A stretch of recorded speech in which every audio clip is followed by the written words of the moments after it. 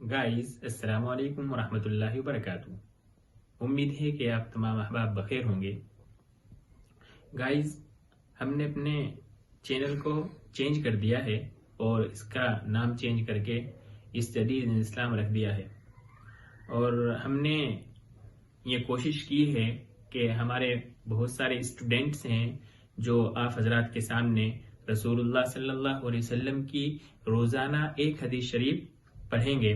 और इसका अव्वल मरहला ये होगा कि पहले वो अरबी में आप हजरात के सामने उस हदीस को पेश फरमाएंगे और उसके बाद में उर्दू में तर्जमा करेंगे और फिर उसके बाद में इंग्लिश में ट्रांसलेशन करेंगे। आप तमाम अहबाब से दरख्वास्त है कि हमारे इस चैनल को सब्सक्राइब करें, कमेंट करें और दूसरों तक की इस बात को पहुंचाए, इन हदीसों को पहुंचाए, ताकि हमारे जो बच्चे हैं, हमारे जो घर वाले हैं, वो इन तमाम हदीसों को हिफ्ज़ याद कर ले।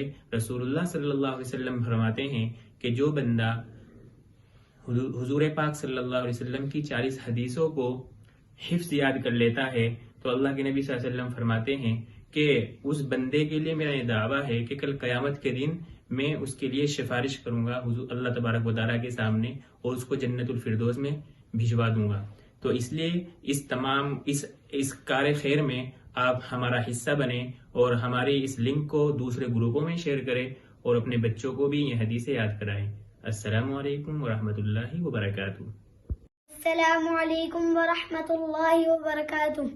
बिस्मिल्लाहिर रहमानिर रहीम। हदीस नंबर 1। क़ाल नबी सल्लल्लाहु अलैहि वसल्लम इन्नमल अमालु बिन्नियात।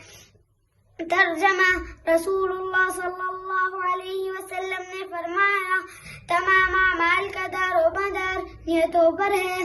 Translation, actions are judged by intentions. अस्सलामु अलैकुम वरहमतुल्लाहि वबरकातुहू।